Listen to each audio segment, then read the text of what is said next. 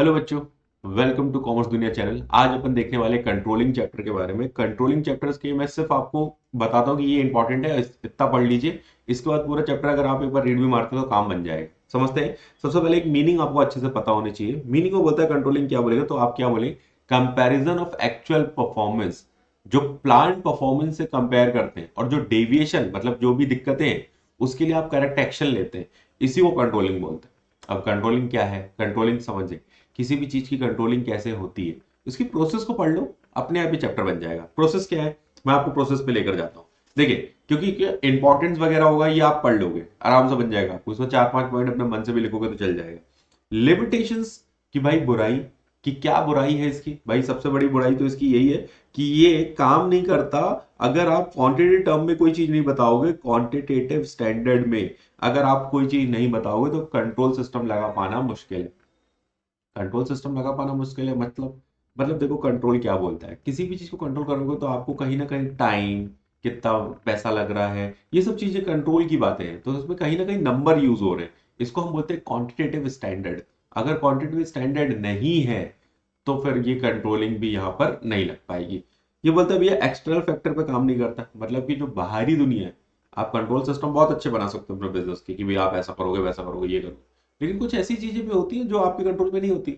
External factor बहुत सारे हैं। वे गवर्नमेंट अपनी पॉलिसी चेंज कर दे, कुछ कुछ ऐसा ऐसा हो जाए जैसे कोविड एंड ऑल, ये टाइम आ गया, तो ये सब चीजें आप कंट्रोल थोड़ी कर सकते हो। तो कंट्रोल सिस्टम काम करेगा लेकिन भाई हमेशा करेगा ये पक्का नहीं।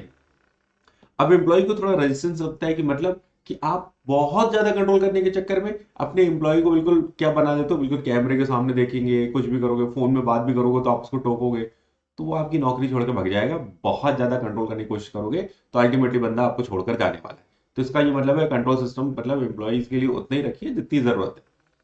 कॉस्टली, हाँ भाई खर्चा तो होगा, कि अगर आप कंट्रोल सिस्टम बना रहे हो तो कैमरे लगाना है या लोग लगाने हैं या प्लानिंग करनी है उसकी, तो ये आपको खर्चा बैठा है। एक relationship between the planning and controlling पूछा जाता है कि भैया इन दोनों में क्या रिलेशन है, तो ये बोल देना भैया आपके, हाँ दोनों एक दूसरे के बिना अधूरे हैं, क्योंकि दोनों एक दूसरे के साथ ही चलते हैं। अगर आपकी प्लानिंग अच्छी है तो कंट्रोल सिस्टम भी उसके साथ यूज करना पड़ता है। मतलब बिना कंट्रोलिंग के आपका प्लान सक्सेसफुल हो ही नहीं सकता। ये बहुत नॉर्मल है कि अगर आपने सोच लिया कि भैया मेरे को ये करना है तो कितने समय में करना है, कितना पैसा लगेगा, इस पे कंट्रोल होना चाहिए। वरना आप तो भैया आपकी लिमिट ही नहीं है, आप कोई काम कर रहे हो आराम से कर रहे हो, टाइम की कोई दिक्कत नहीं है, पैसे की कोई दिक्कत नहीं है, जान दो, तो ये ऐसे नहीं चलता। कंट्रोल सिस्टम हमेशा कुछ ना कुछ आपको क्या करेगा, बांध देगा कि भैया या तो पैसे से टाइम से ऐसे बांध देगा। ठीक है।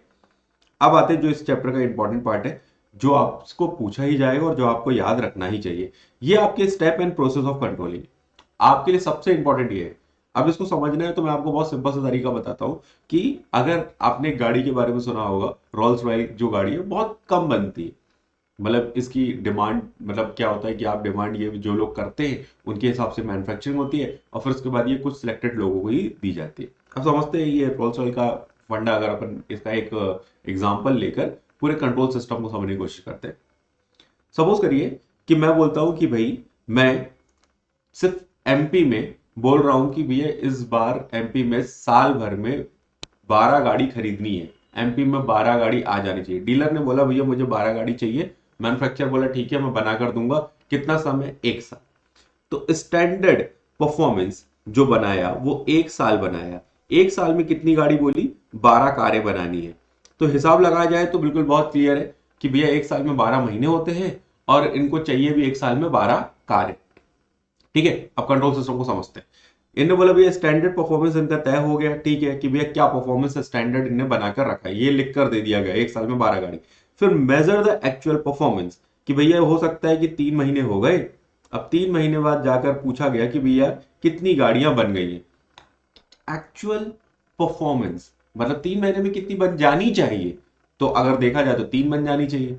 और अगर कितनी बनी है तो ये भी मैटर करेगा। अगर मान लीजिए कि यहां पर वो बोलते हैं कि ठीक है 3 महीने में कितनी बन जानी चाहिए, हमने क्या किया, कंपेयर किया, कंपैरिजन किया एक्चुअल परफॉर्मेंस का जब स्टैंडर्ड से, तो हमको पता चलेगा कि भैया एक्चुअली में कितनी बन गई है।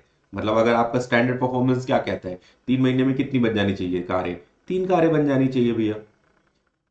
ठीक है। और अगर मान लो कि 3 की जगह 2 कारें बनी तो क्या हो गया भाई, डेविएशन आ गया। डेविएशन इज प्रॉब्लम, कि भैया प्रॉब्लम आ गया, एक गाड़ी कम पे चल रही है, मतलब -1 पे चल रही है लोग, क्योंकि इस तरीके से चला तो ये लोग साल भर में 12 गाड़ी नहीं बना पाएंगे।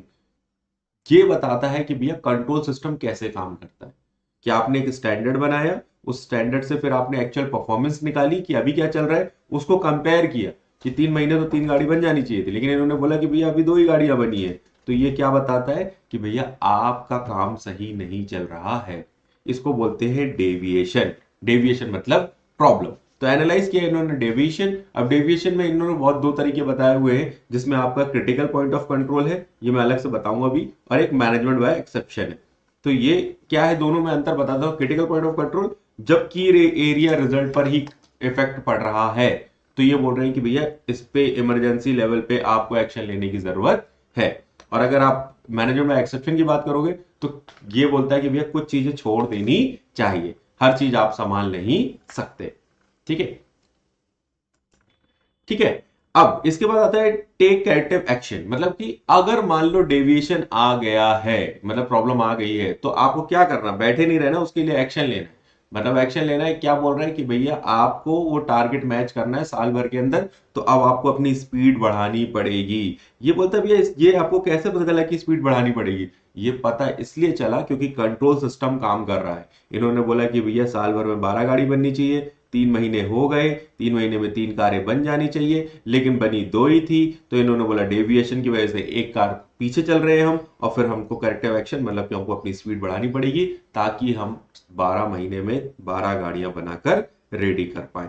ये है कि आप अगर ये प्रोसेस समझ गए तो ये बहुत ईजी है, और आपको ये पेपर में आराम से इसको पूरा एक फ्लो चार्ट बनाकर समझाइए, और इसके पूरे पॉइंट साइड हेडिंग बनाइए, और इसी के बारे में आप क्या करिए, लिखिए। ठीक है, थैंक यू सो मच, मिलते हैं नेक्स्ट चैप्टर में।